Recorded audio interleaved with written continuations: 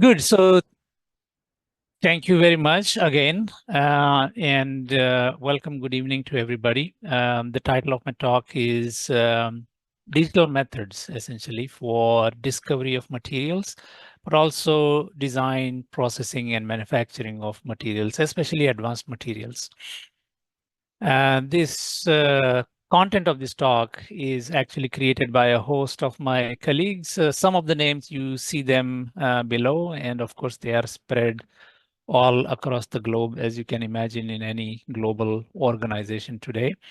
And when I say global organization, let me give you um, just a brief introduction about what my organization is. Siemens is a global company involved in many different businesses, which include mobility, smart infrastructure, and Siemens Healthineers, which make health-related equipment such as CT scans, X-ray machines, and so forth. You probably are familiar with those, as well as some portfolio companies which are involved in energy-related businesses such as wind turbines, gas turbines, and so forth. I myself belong to this particular business, which is called as digital industries, which means a set of businesses that help companies undergo a digital transformation, as you can imagine, the buzzword today. And within that organization, we have three main businesses that are all automation related. That means control and automation of factories, as well as process industries, which includes chemicals, refining, and so forth. And the business that I belong to is called as Siemens Software. So this is industry software. That means software that is used in industry, sometimes along with the automation equipment, but primarily for design, manufacturing, and life cycle management aspects of industrial products. There barely is any product that you use which does not have something to do with Siemens software. So the planes that you travel in, the cars that you drive, including the products that you use, such as a Samsonite suitcase, to many of the drugs and medicines that are used every day, every life, as well as consumer products, most of them use Siemens software in one capacity or the other, either for the design or for the manufacturing or for the product lifecycle management in their companies. Of course, the Siemens name remains primarily unknown because we make technology that make things work, right? And gaining competitive advantages for all these industries relies on a holistic digital transformation, which connects the digital technologies with the people who use it and the processes that are being digitalized. When I initially thought about speaking about digital transformation related to chemicals and materials, I thought about essentially materials is the story of our civilization, right? All the way from the initial um, Stone Age to bronze and wood and plastics and rubbers and paints, all the way to semiconductor chemicals and so forth. This is how our lives have really evolved over time. And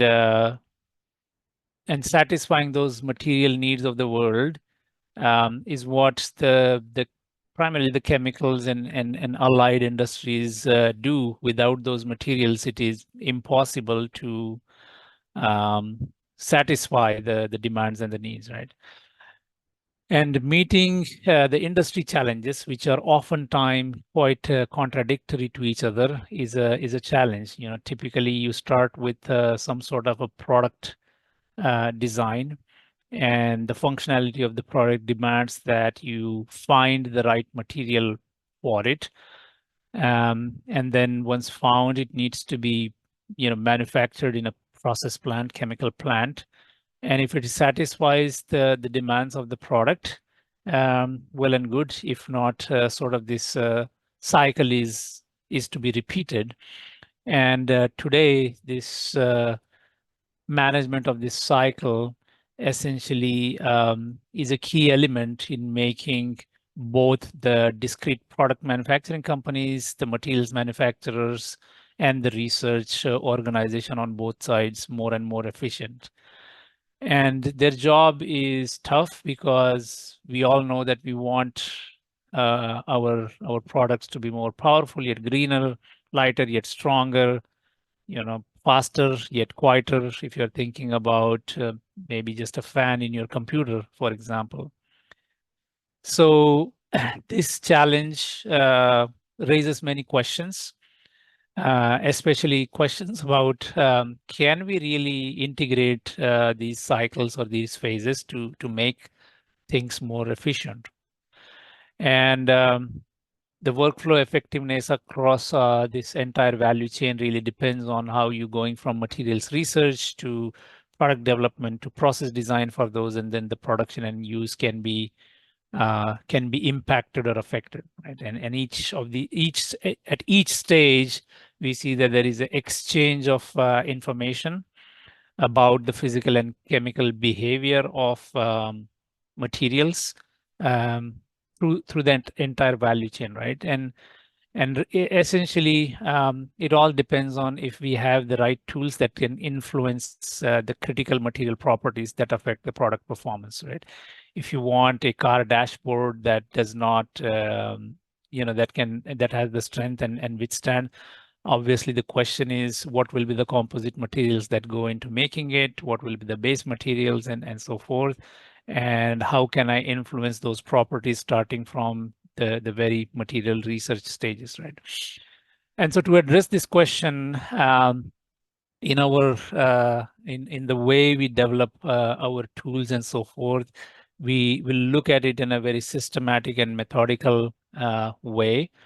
And today's talk is really distributed into several sections, and I'm going to go through them one by one, talking about it. So the first one essentially is what is meant by this digital thread approach to materials and chemicals, right? So we say that the process or the chemical industry is making stuff, that means uncountable molecules, whereas the discrete industries such as the cars and machines and planes and carpets and chairs and furniture and so forth, they're making kind of countable objects, and they place a demand on the materials industry about how their products should function. And then you need sort of a good exchange between the two, right? So what material properties will influence what requirements are on the chemical industries. And so we we take the digital approach where we say that a twin of the material behavior, a twin of the process of manufacturing it, and a twin of the final product are essential components in this digital approach, right? How do I discover or invent materials with desired properties? How will this material perform in the product of the end customer or end user? How do I produce this chemical or material in a process plant and undergo the scale up and all the other related things, as well as once produced, how is this material processed to make products? These are sort of the main questions that we try to address. And you will note that initially our area was limited to the production of the materials, process plants, and so forth. But in the recent time, this reach has increased both leftwards and rightwards. And while trying to do that, what we realized, the challenge is the challenge of the various length and time scales that are involved. So, for example, if you have kids, they probably go to school using a bike because the distances are short, and you probably take an automobile of some sort to go to work. And if you have to go of course, much longer distances, you take an airplane, but of course you combine that with maybe a taxi ride to the airport. And thus we choose really the tool that is suitable for the involved length scale. And that's exactly the approach that we try to take when we talk about solutions to model the processes that are involved in this value chain, right? um, all the way from molecular scales to how drops and particles in, say, crystallization, precipitation behave, to the reactors that are used to manufacture them, and then making a complete process plant, going out into the supply chain and so forth. And these problems could be looked upon in one dimension or two or three and four dimensions, fourth being time, when there are dynamic variations in them. Right. So if I try to turn this into that length scale problem that I talked about, right, all the way starting from the quantum to molecular to intermediate scales where multiple types of molecules and multiple number of molecules are interacting to form a either a composite product or just the formulation that is required during manufacturing, to the continuum scales where you see the behavior translated into or manifest into observable, measurable things such as rheological behavior, thermodynamic behavior, and so forth. And then finally, utilizing that information to really design the reactors or separators and so forth, such as distillation and so forth, and then integrating them into some sort of a plant. So, so this is kind of what our dream is, to provide solutions that can go across these scales. And during our interaction and exchange with many of our customers, we have realized that there are also certain gaps that are seen.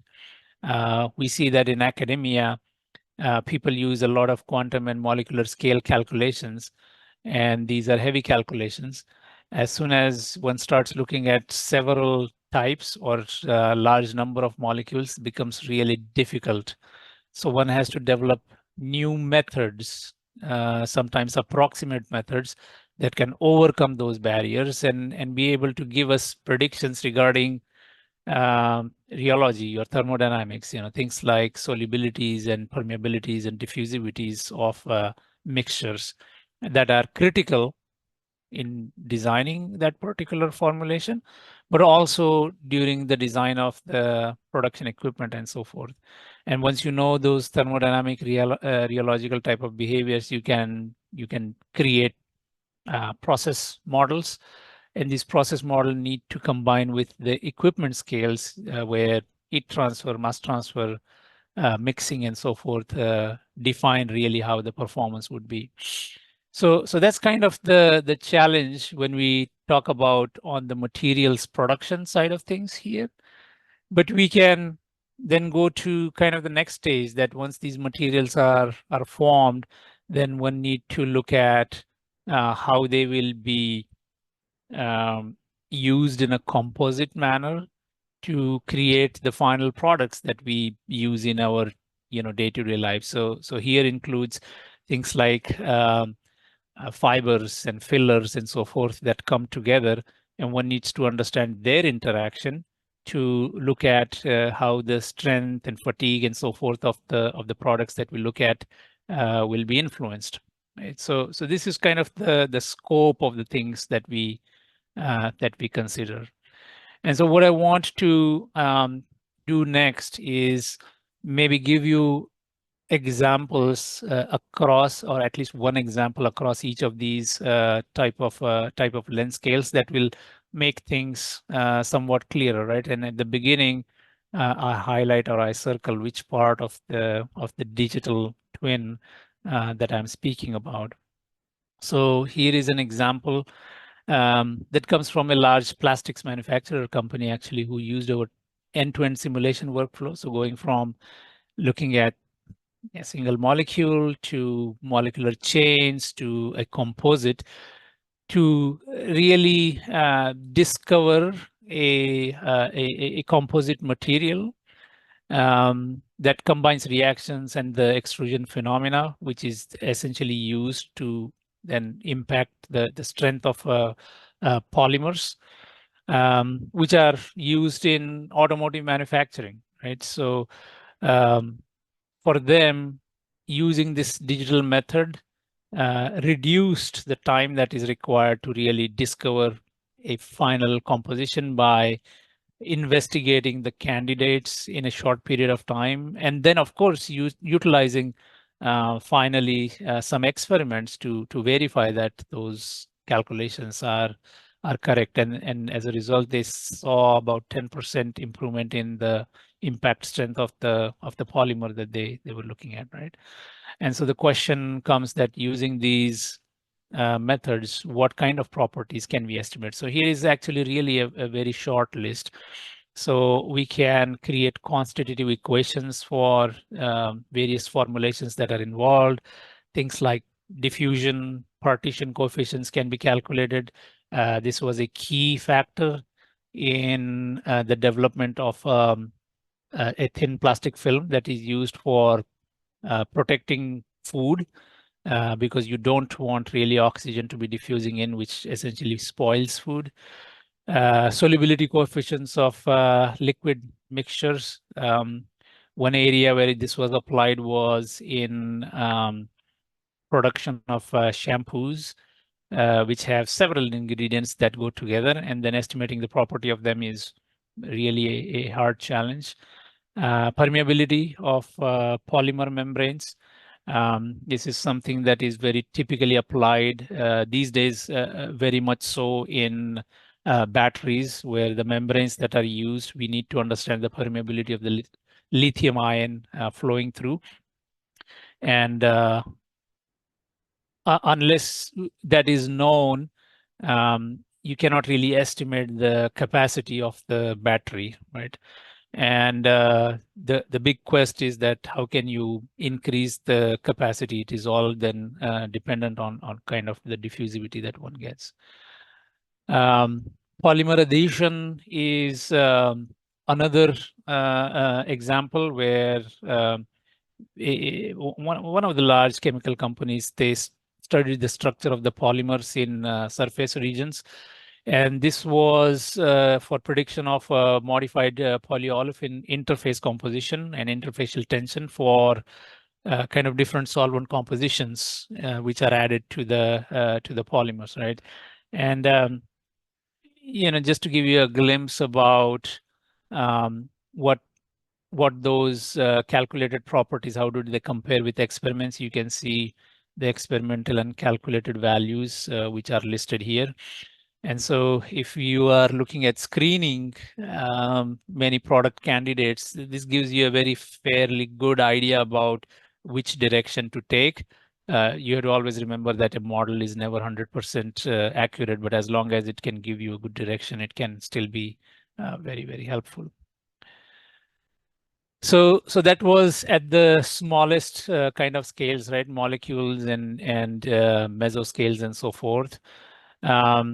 Once you know that, then comes the question that how can you really estimate a performance of the product itself? That, yeah, I know these properties, but I would like to know the composite polymer that I'm creating. What would be the impact strength or structural behavior and so forth. So while developing the material itself, if you have a tool that is going a step ahead and giving you an idea about whether this is going to function in the application which you are looking at, becomes much more valuable tool to really see which product is going to have the impact that one is looking for in innovation cycles, right? So we know that failure starts in most materials at micro scales, and then it propagates to larger scales. So for example, if you have a fiber composite, somewhere there is a crack and then it propagates, and then you will see that something in your car is broken or so forth. So to manage this type of development cycle, right, you can consider you start with a formulation, then the manufacturing step, and then you do a physical testing if that manufactured part is really working well or not. And to mimic this physical path, we can do exactly the same thing using a digital path or a modeling path where we can look at virtual compounding, modeling the manufacturing step virtually itself, and then a virtual coupon testing that when it is subjected to those type of stresses and so forth, whether it will break or sustain or not and so forth. And all of this process can be then managed or maintained through what we call as a platform for management of the R&D projects, which has that material digital twin, material cards, manages all the data of the properties, substance compliance, release, retirement of materials, and so forth. And these days, this is becoming even more important because uh, companies want to maintain these records for sustainability purposes. Right? And this method does not end just on the material development side of things. You see that little green arrow, which essentially says that you can take this all the way to the final product development itself, right? So if somebody is designing um, a small component in automobile or an aircraft or so forth, some kind of a duct here, you design that using what is called as typically CAD tools, and then you want to test the performance of that component, right? And then go to production. So again, this physical path can be mimicked essentially using a digital path. So design using CAD has been around for several decades. But what is really new is that you can test the performance virtually by subjecting it to structural analysis, as well as you can mimic the production step itself virtually as well. So if you're extruding something, the design of the cast or the die versus the final product that comes out, there are quite many variations because these materials are behaving in a non-Newtonian fashion. So all of that is possible, and again, the same platform can continue, right? So the material supplier does that first part of the previous slide, and the product manufacturer does this second part, which is shown on this slide. So once these products are, let's say, under design or under testing, you can essentially look at it from a complete production perspective. So things like injection molding, curing, draping, these are the typical steps that are involved in material processing, specifically in composites, plastics, resins, and so forth industries. You can capture the material, capture the manufacturing process effects, right? So are the fibers distributed evenly? Do they have a particular orientation? Does that orientation affect the performance of the product or so forth? So how does my manufacturing process affect the materials? And then look at the stress strain behavior at a mesoscale, right? And then you can qualify, yes, this particular product is suitable to withstand that temperature for that many hours in a automotive exhaust application or some other application, and so forth.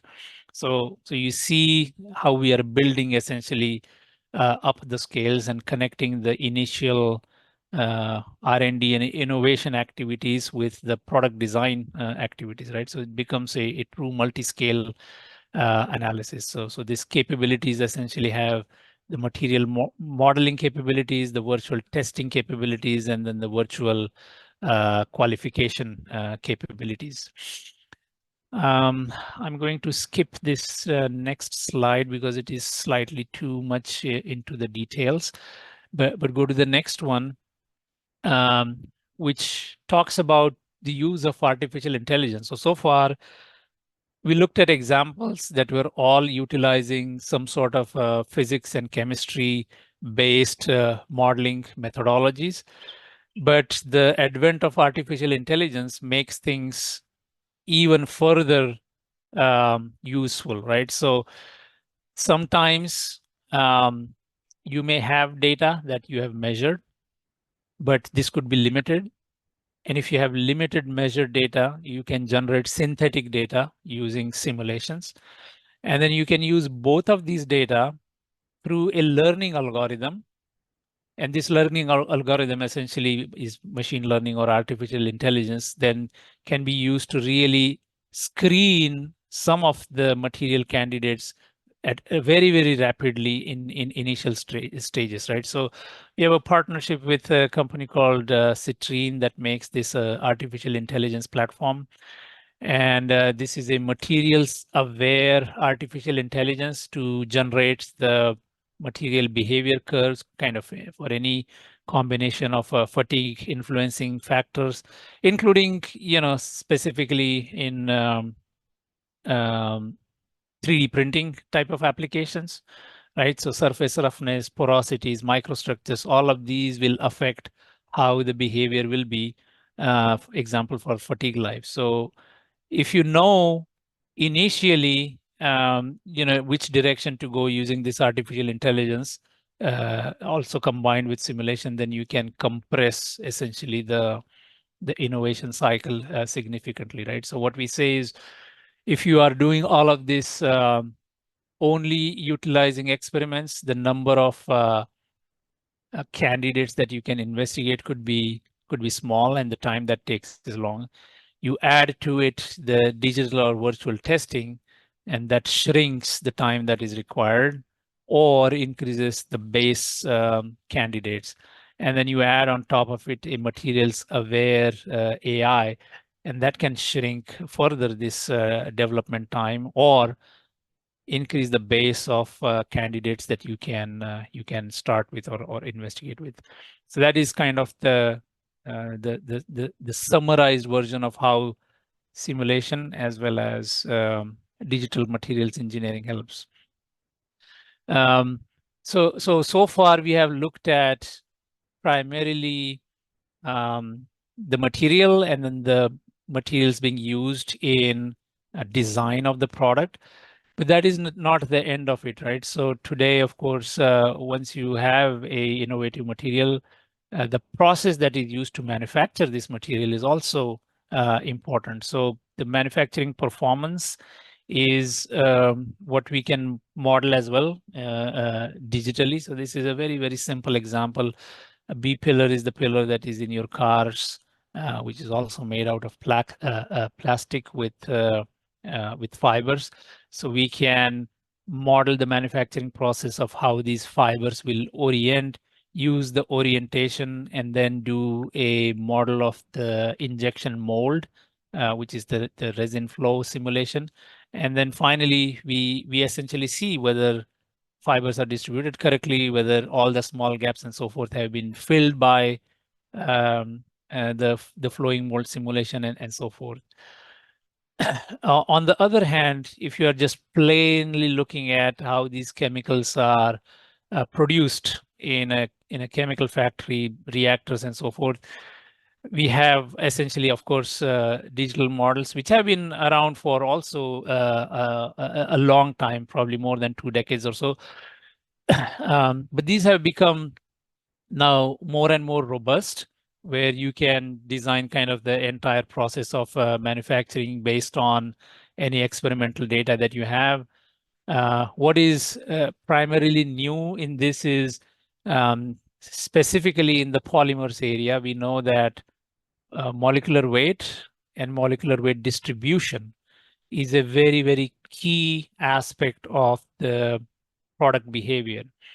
And we now have tools that can, based on fundamental kinetics, essentially calculate how this molecular weight distribution would be. And there are several different methods that can be used. And it gives you sort of an ability, right, to design your reactor in such a way that you can target for a particular molecular weight. Because here now we are looking at the interplay between not just the reactions, but also the the mass transfer, heat transfer, and other transport aspects and so forth. So here we jump from these process models to equipment scale models.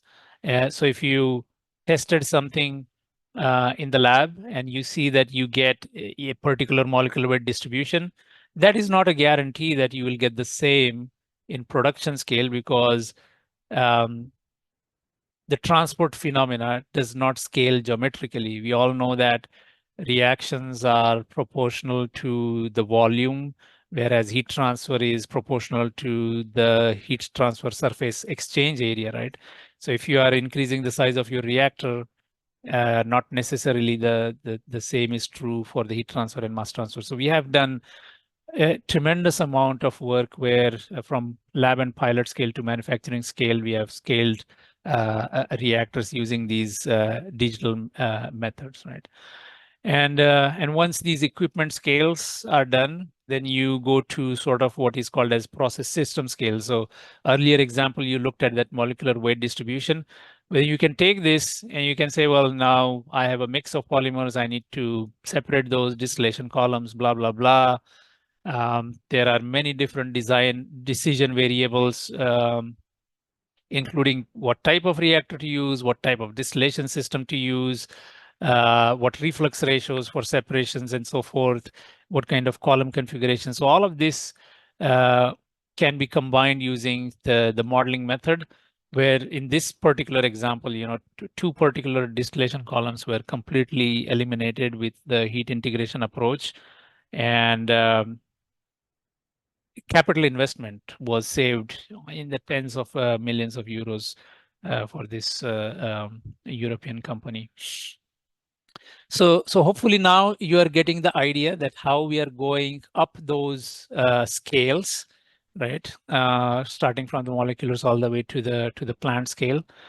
But there are always sort of questions that arise, right? So when I do a particular model or a particular simulation, I get a particular result, but that is not necessarily a practical solution. What that means is that I need to repeat these simulations several times in order to find optimum. Right? As chemists and as chemical engineers, you always have a question that says, well, I want to increase the yield of my reactor, but the energy consumption shouldn't go up. Or I want to increase mixing efficiency, but the power consumption should not go up, right? So there are always these conflicting. And so the answer always lies in how can I manage all these variables and find something optimum. So what we do is we can combine all the models that I showed or the examples that I showed up until now. We can take those and we can combine them with a mathematical optimization routine, right? So what the mathematical optimization routine does is it looks at what is the goal you want to achieve, let's say maximize yield.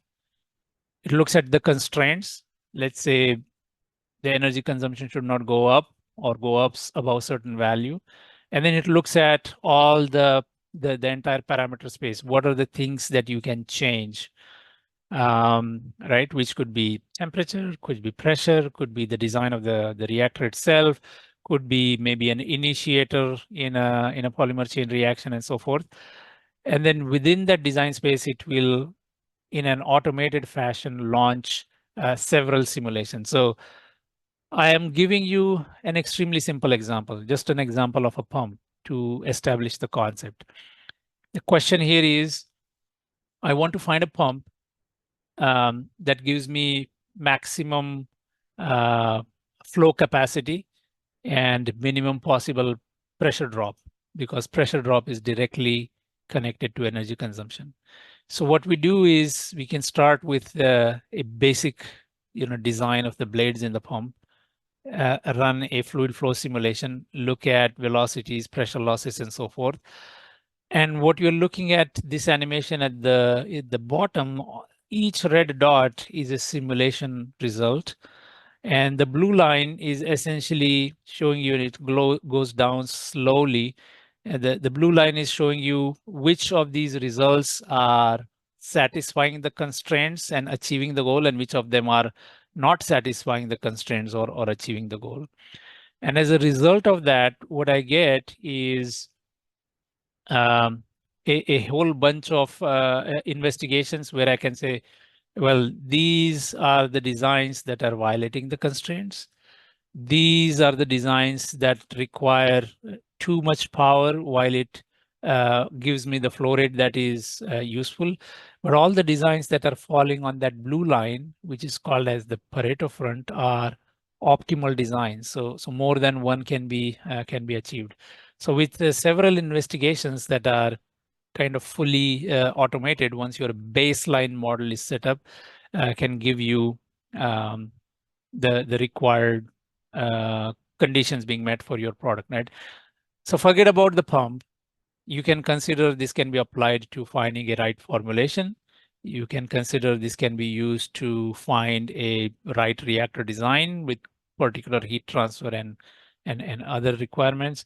Or you can look at it from a perspective of finding the right configuration for a separation and distillation column. And there are several examples actually that we have for each of those. But of course, due to time restrictions, we cannot go into all of this. I will just have to stop with the explanation of the concept here, right?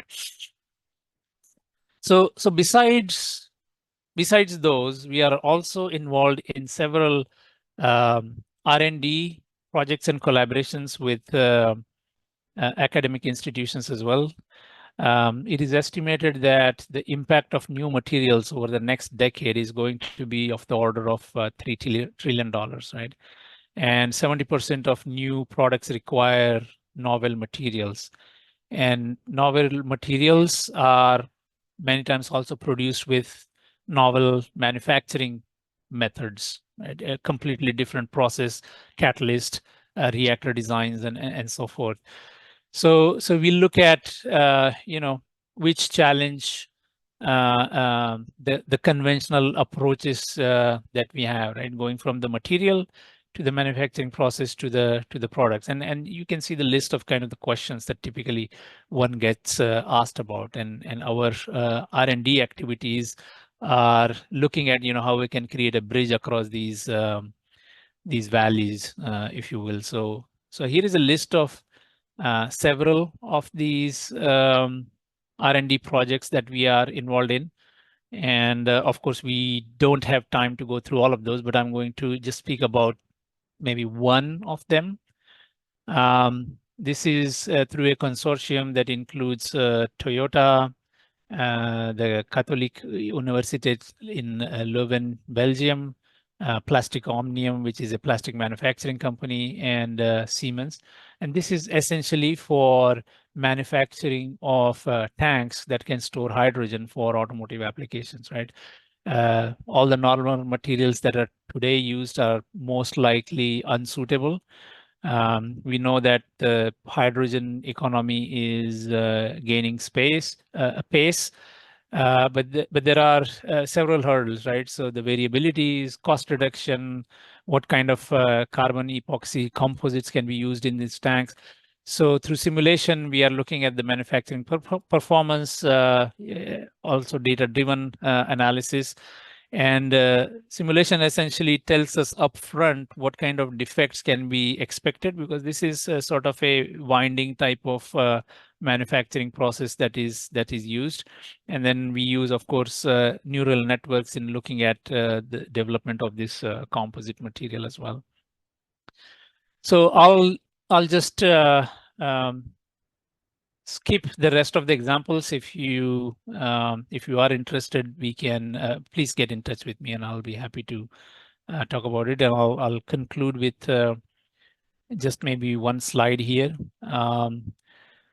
So it is our vision or mission to provide an easy access to material data and material innovation across many of digital solution, which include data ingestion, data consumption, including AI and so forth, so that we can close the gaps between sort of material innovation, materials engineering, and process engineering, which is involved in manufacturing of materials, right? So that it is a faster process, it is a more integrated process or ecosystem, and it is backed by a sort of intelligent data integration. So with that, I will stop, say thank you, and of course, happy to answer any questions.